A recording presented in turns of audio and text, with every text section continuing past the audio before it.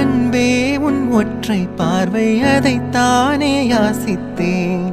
கிடையாதென்றால் கிளியே என் உயிர் போக யோசித்தேன்.